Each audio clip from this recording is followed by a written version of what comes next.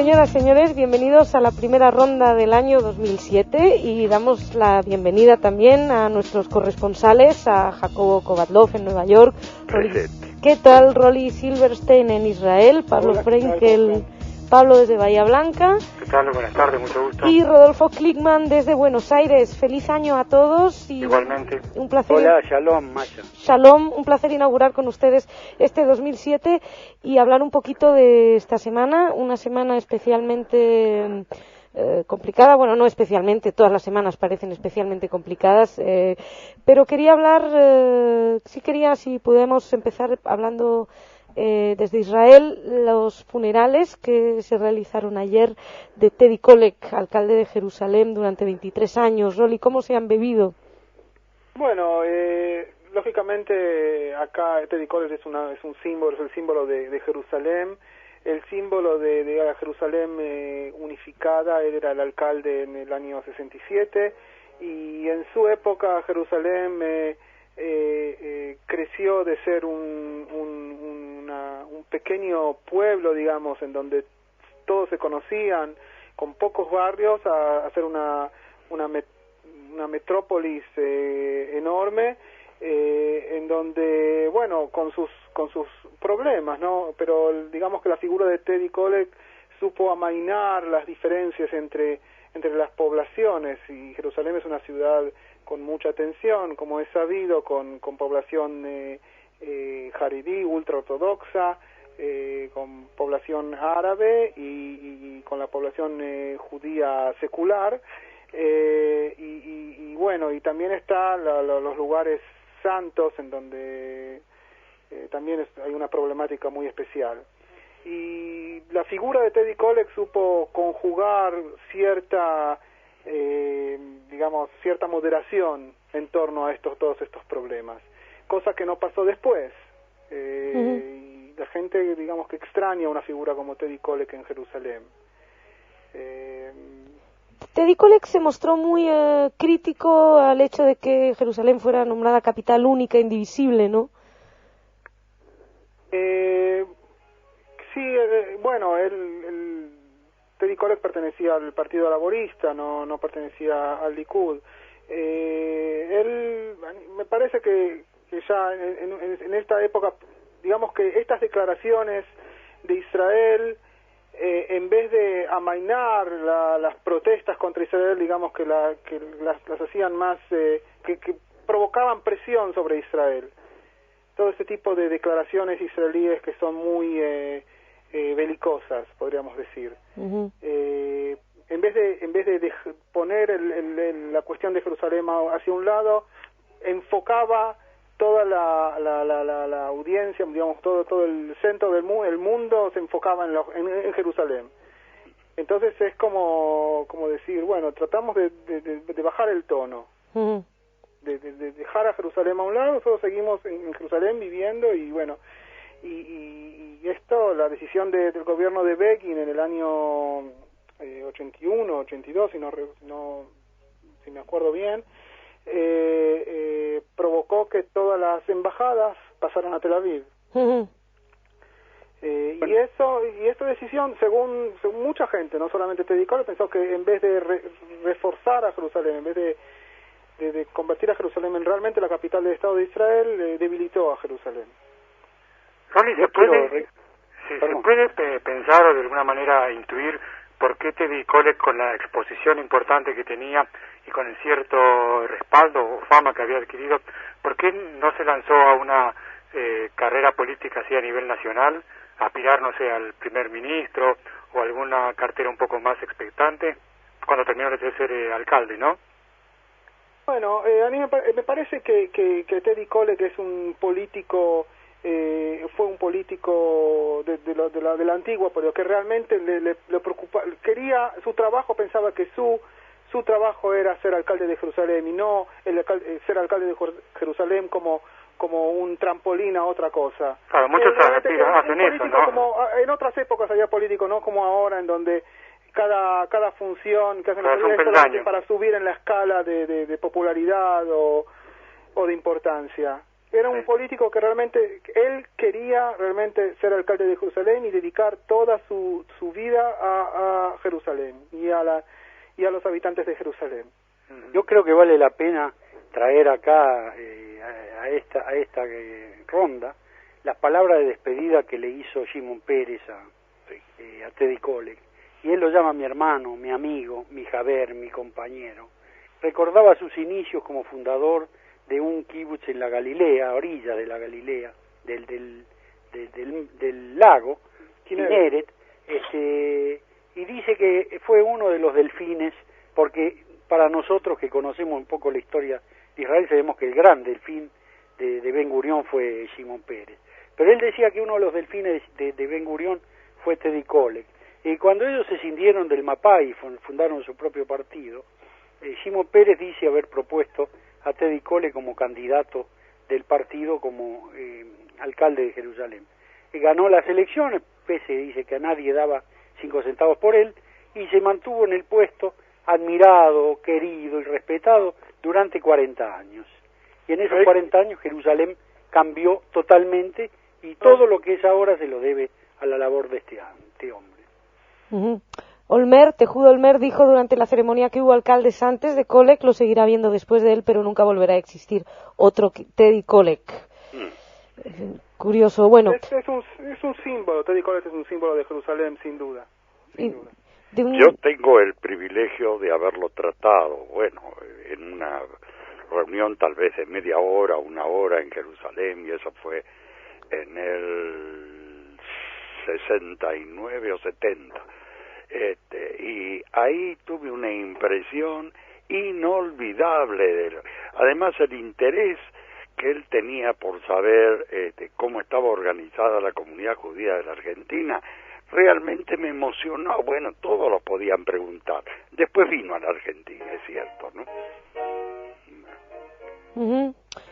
Aprovecho esto que estás comentando y que estás hablando tú, Jacobo, porque de Teddy Kollek querría hablar también de otro líder desaparecido, en este caso es en Estados Unidos, el presidente Ford, el único presidente no electo, nos comentaban el otro día, sin embargo, que ha dejado también un verdadero, otra persona que intentó unificar, ¿no?, esta cosa un poco como hablábamos de Teddy Kollek, que era conciliador. También el presidente Ford intentó, no hay que olvidar que llegó al poder después del escándalo Watergate, intentó conciliar a la sociedad. ¿Cómo se ha vivido? Bueno, es exactamente, todos lo recuerdan a él como un hombre que supo llegar al país en un momento de tensiones, de descreimiento de la función política o de los políticos en general. Fue un momento muy difícil y muy bravo, y él supo manejarlo con mucha habilidad y mucha capacidad. Y eso es lo que recibió de parte del público. Y lo interesante, yo no sabía que me enteré ahora, por ejemplo, una característica curiosa, de que Rumsfeld y, ¿cómo se llama el vicepresidente?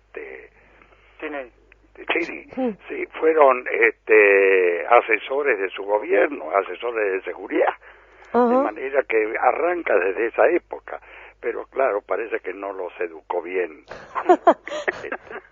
porque ahora no son tan apreciados, pero en fin. El que murió es Ford, y todo el recuerdo hacia él es un recuerdo positivo, ¿no?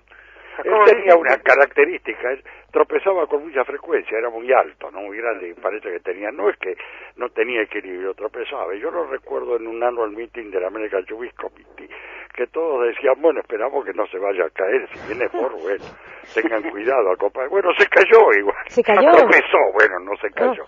Pero eso era una característica graciosa. Él era un hombre así, apurado, ¿no?, nervioso, activo, ¿no? Dicen que no pudo obtener la presidencia en las elecciones por haber indultado a Nixon, ¿no? ¿Es así? Exacto, sí, es así. Pero bueno, Sí, bueno, ya es historia y no se puede volver atrás. No, desde luego Bush también hizo una cantidad de indultos, Bush padre, ¿no? Sí. A los que habían tenido injerencia en el trato de armas y bueno, y apoyo efectivo en el término que le damos nosotros al dinero, ¿no? Uh-huh. Con la guerra de los contras en Centroamérica. Sí, Nicaragua, ¿no? En Nicaragua, sí. Uh-huh. Esa la conexión Irán-Contras. Exacto. Donde también hubo un problema con Israel al respecto, ¿no? Sí. Se lamentaba mucho, pero bueno. Y bueno, si les parece, no es que quiera comparar al personaje con Ford, ni mucho menos con Kölek, pero también ha sido jefe de Estado en un momento dado y también ha muerto hace poco. Saddam Hussein, ejecutado en Irán. ¿Cómo se ha vivido esto? ¿Ha habido algún debate acerca de la pena de muerte o lo que fuera? Exacto. Yo sí. creo que más que discutir la muerte de Hussein, se discute la pena de muerte y las fotos tan repulsivas que alguien están dando vueltas, ¿no? Están dando vueltas por todos lados y efectivamente además había dos otras condenas que se habrían de cumplir inmediatamente después y debieron ser suspendidas, ¿verdad? Porque fueron juzgados al mismo tiempo que Hussein y condenados también, uno un hermanastro y otro de sus asesores o ministros.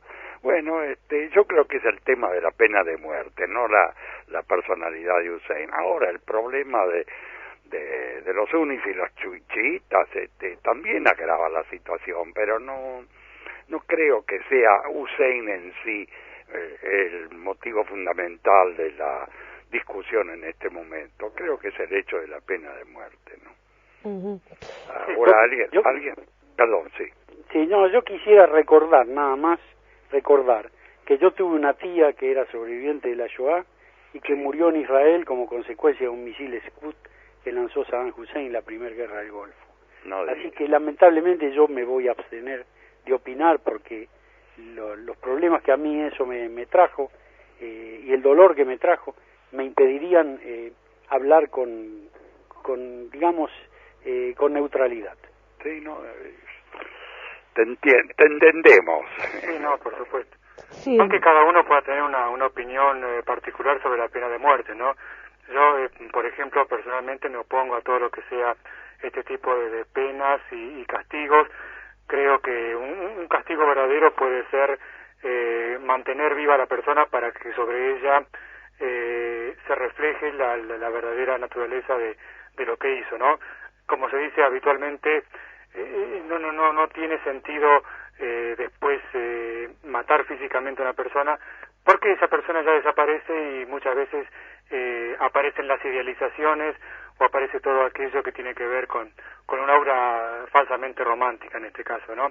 Pero mi posición sí está en contra de la pena de muerte en todos los casos. Sí, yo también comparto esa opinión, ¿no? Sí, alguien me discutió, es un amigo no judío acá, me dice, pero vos aprobaste, ¿verdad?, la condena a muerte de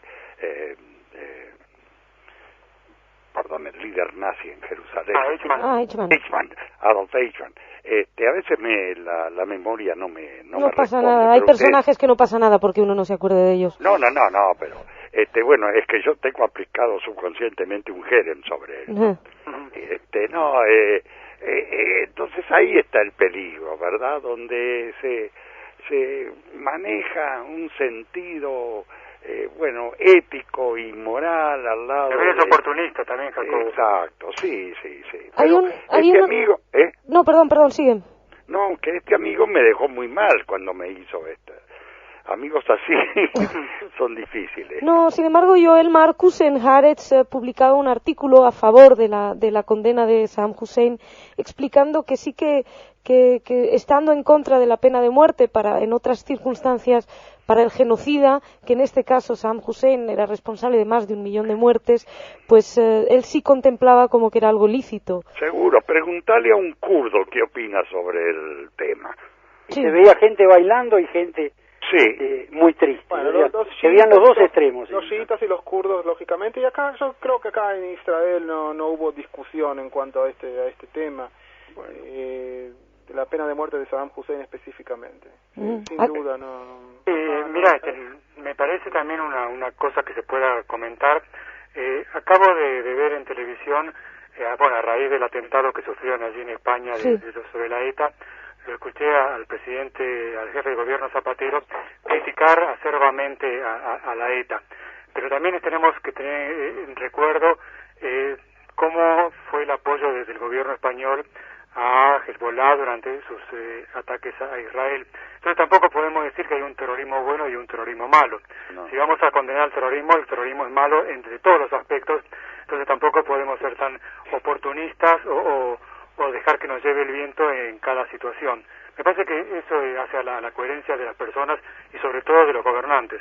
Sí, bueno, siempre el terrorista malo es el de uno, el terrorista del otro tiene sus motivos ideológicos, ¿no?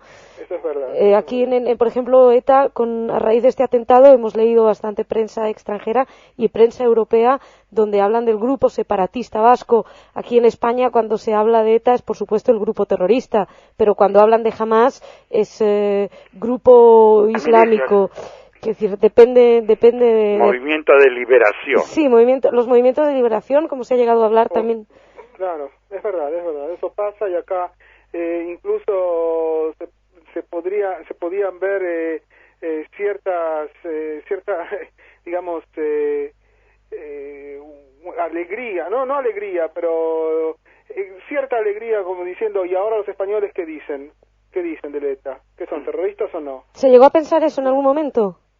¿Cómo? ¿Se llegó a pensar esto en Israel? Sí, se publicó incluso, con respecto al atentado de esta semana. Bueno. ¿Y ahora qué?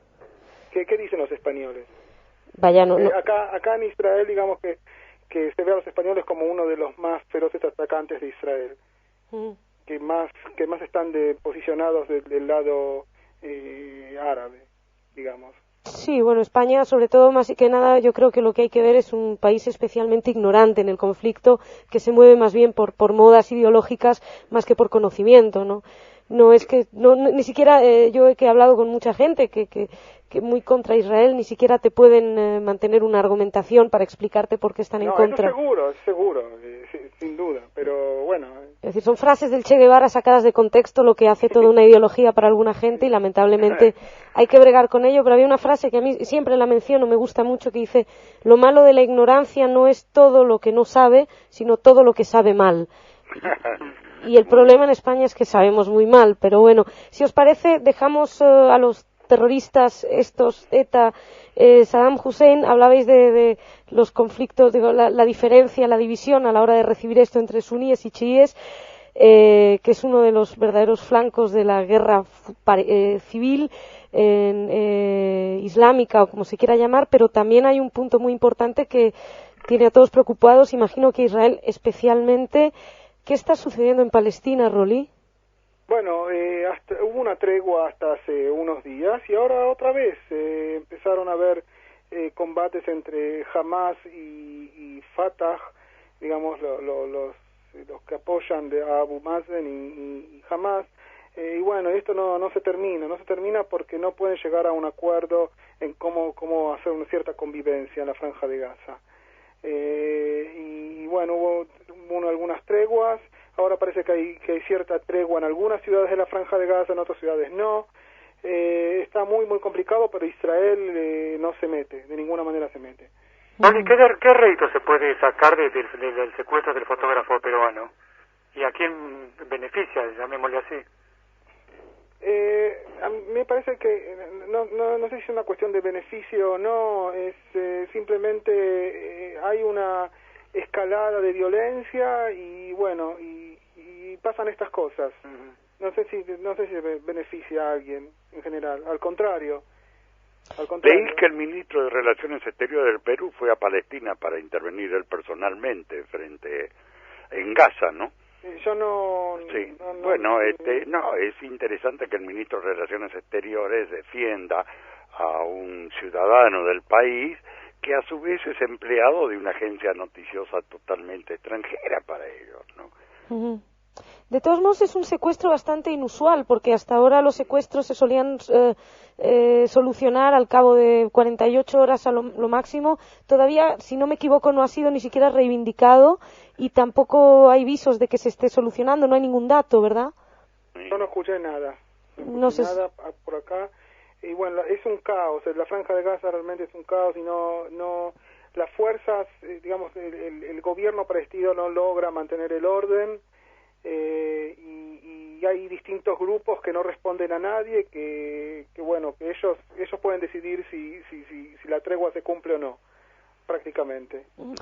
Rolly, en otro orden de factores, el tema de Gilad Shalit, estamos recibiendo noticias contradictorias cada 5 minutos, que sí va a haber acuerdo, que no va a haber acuerdo, se va a liberar 450 presos palestinos a cambio de Gilad Shalit, no se va a hacer, el primer ministro dice una cosa, luego Haniyeh dice otra contraria. ¿Qué sensación tenéis ahí? ¿Da la sensación de que se está llegando a algún punto de acuerdo? Puede ser, se están publicando bastantes cosas, no se sabe bien. Digamos que lo único seguro es que en ese momento hay un diálogo entre Israel y el Hamas sobre este tema de Gilad Shalit. Probablemente en algún momento se va a tener que llegar a un acuerdo. Hamas está pidiendo la liberación de unos 1.000 prisioneros. La opinión pública, realmente lo que está pasando, a mí me parece que están de alguna manera preparando a la opinión pública para una liberación masiva de prisioneros. Uh-huh. Y eso por un lado. Por otro lado, no quieren que los prisioneros, que esta liberación de prisioneros sea un triunfo del Hamas. Quieren que esta liberación sea un triunfo de Abu Mazen, porque quieren fortalecer a Abu Mazen. Y de alguna manera lo quieren hacer. No encuentran todavía la fórmula cómo hacerlo para que esto fortalezca a Abu Mazen y no al Hamas, pero me imagino que en algún momento lo van a encontrar. Y aparte Egipto está interviniendo acá en este momento. Están reunidos la cumbre en Sharm el Mubarak Sheikh, sí, con Olmert en Egipto, y todavía no se sabe nada. Me imagino que a las 8, cuando acá aparecen los noticieros de la televisión, se va a saber más. Hablaban de que iban a liberar más prisioneros de Fatah que de Hamas, ¿no? Sí, eso sí, porque siempre acá lo que se está tratando de hacer es fortalecer a Abu Mazen. También otra de las cosas que hemos podido ver esta semana y que parece bastante preocupante es un caso nuevo de corrupción en Israel, en este caso que tiene que ver con la hacienda, con la hacienda pública. Y a la vez hoy publicamos, pues nosotros nos hacemos eco de una nueva encuesta donde la situación para Olmert está cada vez más difícil, ¿no? Bueno, ¿será por eso que se fue a China? Todavía no se ha ido, se va a ir en breve. Bueno, yo quiero decir algo con respecto a esto. El primer ministro, el presidente, el ministro de Justicia, los asesores del primer ministro y varios políticos más dentro del Parlamento están todos bajo investigaciones de corrupción y de otras cosas también, sí, bueno, acoso sexual y esas cosas. O sea, tenemos y el ministro de Economía también. El ministro de Economía hoy también apareció algo más, de que parece que se llevó como 5 millones de shekel, o que digamos 1 millón de euros, el equivalente a 1 millón de euros. Están todos bajo investigación. Ahora, después si de esta investigación va a surgir algo realmente, o se va a poder comprobar algo, es muy difícil. Pero la gente ya no se sorprende, y cuando la gente no se sorprende y lo toma como algo natural, eso es muy peligroso. Es desgraciado, sí. Porque hace 30 años también hubo muchos casos de corrupción. De corrupción, y bueno, acá fue un desastre, cayó un gobierno, los que estaban acusados de corrupción, muchos se suicidaron, pero acá nadie tiene vergüenza. Nadie tiene vergüenza. Así que si realmente es un desastre en ese sentido. Los valores morales de los políticos llegaron a un lugar que no se puede describir. Realmente nada que ver con lo que fue Israel en el pasado. Estamos hablando de Teddy Kollek como un ejemplo de un civil servant, un servidor público, que lo que realmente le preocupaba era el público que él servía, y estamos hablando de los políticos de ahora, en donde lo único que le importan es su digamos, su bolsillo. No solamente el bolsillo, sino su digamos lo que todo lo personal, lo que le importa a ellos es su progreso personal y nada más que eso. Y bueno, estamos así, digamos que un país con un ethos social o casi socialista pasamos a ser a una privatización, digamos canibalesca, podemos decir. Es muy triste escucharte, Rolly. Es muy triste, y si Dios no lo permita, pero si Israel va a estar en peligro de desaparecer, no va a ser por los enemigos árabes, sino va a ser por problemas internos, no va a ser por corrupción interna, porque acá realmente lo que está pasando no hay palabras, más que desagradable. Porque tenemos gente, digamos que acá lo que pasó, esta última cosa que se descubrió, es que la principal asesora del primer ministro nombró a gente dentro de lo que sería el equivalente de la AFIP, ¿cómo se puede decir? De la Dirección General Impositiva. Sí, nombró gente que fueron gente que son amigos de empresarios para que le hagan rebajas de impuestos, y nombrar, digamos, a otros allegados y a otros allegados dentro de estas instituciones, como para que hagan rebajas de impuestos, como para que arreglen cosas. O sea, está todo podrido, lo que podríamos decir, y es muy triste, es muy triste. Ahora, por lo menos algo se descubre. La pregunta es si se puede comprobar y si se puede llevar a juicio a los culpables, porque si no se enjuicia, no se comprueba, esto va a seguir. Oye, Rolly, la verdad es que es terrible escucharte, pero hay un nombre político importante que parece que hasta ahora se está salvando de las sospechas de corrupción y que, según las encuestas, se perfila como una figura muy importante, es Tzipi Livni. Sí, es verdad. Es una figura muy importante, y ella, si no va a ser primer ministro, realmente tiene la gran posibilidad de ser, tiene la capacidad también de ser primer ministro. Realmente es una figura, es muy interesante, se expresa bien, es muy seria, y realmente si es candidata va a tener muchas posibilidades. Es una mujer fuerte. Lo que estaba diciendo Rolly sobre el tema de la corrupción me hace acordar mucho lo que en un momento pasó en Argentina, y aún estamos viviendo coletazos, ¿no? Todo eso es producto de la impunidad y de la seguridad, como decía Rolly, de que hay muchas denuncias, pero como la corrupción nunca firma recibos ni aparece registrada en ningún lado, es difícil de comprobar, ¿no? Yo recuerdo en la década del 90 aquí en Argentina que los temas de corrupción se ventilaban a diario en los noticiosos, en la radio, en los diarios, pero hoy en día nadie está condenado por un tema así probado de corrupción. Y bueno, y esa es una etapa que hay que superar aplicando leyes, es decir, haciendo cumplir las leyes que hay, no hay otra manera. Es desgraciado, sí. Lo que sí, por lo menos algo positivo sí quiero decir, es que los jueces y los juzgados y todo el sistema judicial, en la generalidad, la mayor parte no es corrupto. Eso es importante. Eso es muy importante, pero el problema es que no se puede comprobar. La policía no logra comprobar las sospechas, porque digamos, entre los que están sospechosos, nadie va a hablar, pero además nadie firma recibo por una coima. La justicia es independiente y bueno, y es confiable, eso sí puedo decir como algo. Yo creo que la Suprema Corte ha dado muestras efectivas, impresionantes de su independencia, y eso es lo envidiable, ¿no? Sí, eso es verdad, pero no alcanza. El problema es que no alcanza, porque la sensación es una sensación muy fea, muy fea de que está todo corrupto.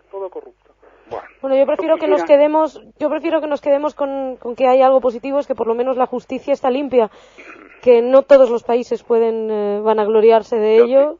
Y por lo menos en ese sentido está bien. Tenemos que ir despidiendo, pero no me gustaría terminar esto sin que antes, Jacobo, nos menciones algo sobre la población judía en los Estados Unidos. Bueno, acaba de aparecer la última edición del American Jewish Yearbook, que trae todos los años estadísticas de población judía en el mundo y acá en los Estados Unidos separados por ciudades y zonas. ahora trae una información que lleva a 6.400.000 el número de judíos en los Estados Unidos, más elevada que esa cifra de 5.200.000 que hubo en el 2000 y 2001. Los demógrafos son los profesores Ira Sheskin de Miami, Universidad de Miami, y Arnold Dashevsky de la Universidad de Connecticut. Ustedes saben, la mayor concentración está en Nueva York con 1.600.000 y California con 1.200.000. Eso él explicaba lo que preguntó Maya en la tertulia anterior respecto de si el New York Times era un diario que traía tanta información judía. Bueno, también trae información de todas las otras minorías étnicas, y los judíos tienen una mayor actividad y además una antigüedad, no diría igual que la comunidad negra, pero en fin, están en todos lados, muy bien distribuidos. Bueno, me tranquiliza mucho una ronda donde, Jacobo, nos hables un poco del New York Times. Es como estar en casa. También creo que quieres hacer una pequeña invitación para participar en una conferencia. Sí, yo creo que, que muchos de ustedes deben saber de la existencia de LAJSA, Latin American Jewish Studies Association. Ya va a cumplir unos 14-15 años de existencia y vuelve a reunirse por segunda vez en la última semana de julio en Buenos Aires. Hay un website para inscripción y para conocimiento del desarrollo. Se va a hacer, espero que no haya cambio con los problemas que hubo en la Biblioteca Nacional, lo cual ha sido un gesto muy importante e interesante de recibir normalmente la atienden no solamente gente de los Estados Unidos, pero también de toda Latinoamérica. Vienen los amigos, los Javerín de Israel. Ellos también tienen un grupo similar creado en Israel que se llama Milat, y de Europa también. Creo que hay que tenerlo en cuenta por si tenemos muchos intelectuales en el grupo para retomar el tema. Jacobo, yo le quería comentar que fui invitado a participar de esa reunión y estoy preparando un trabajo para presentar. Bravo, nos encontramos allí, yo también. Bueno, mucho gusto entonces. Bueno, pues okay. Mira, ya está, estamos aquí organizando citas a través de nuestro programa. Y sirve para todo, ¿ves? No, es un gran programa y con unos grandes colaboradores y os estoy muy, muy agradecida, Jacobo, Rolly, Pablo, Rodolfo, por una vez más, por otra ronda más, y os despido hasta la siguiente. Cómo no, Maya, un gusto nuevamente estar en contacto con todos ustedes. Un gusto también desde acá. Muchísimas gracias, y Rolly, mucho ánimo, porque realmente el panorama que nos has pintado es... la vida sigue, la vida continúa. No, por supuesto. No es una observación de tonto sería, Rolly, decirte que pasa en muchos otros países y en distintas proporciones, pero eso no nos consuela, indudablemente. Está en la condición humana, desgraciadamente, y a veces se juntan muchos casos simultáneamente. ¿Puedo decir algo? Por supuesto. Sí, por favor. Ayer yo estaba leyendo de un joven oficial israelí en la última guerra del Líbano, que avanzaba con su patrulla y le tiraron una granada. Sí, lo leí yo también. Y él no tuvo otra opción que tirarse encima de la granada, invocando a Israel, y lo destrozó a él y salvó a todos sus hombres. Si nosotros queremos que Israel siga siendo el país que nosotros quisimos, tenemos que erradicar esa corrupción. Hay muchas cosas muy, muy importantes y dignas de ser exhibidas como ejemplos de otros países. Shalom a todos. Shalom a todos, seguiremos aquí analizando esto cada semana. Gracias especiales a vos, No, gracias a vosotros, que sois mis preferidos. Muchas gracias a todos ustedes. Shalom. Shalom y hasta la próxima ronda.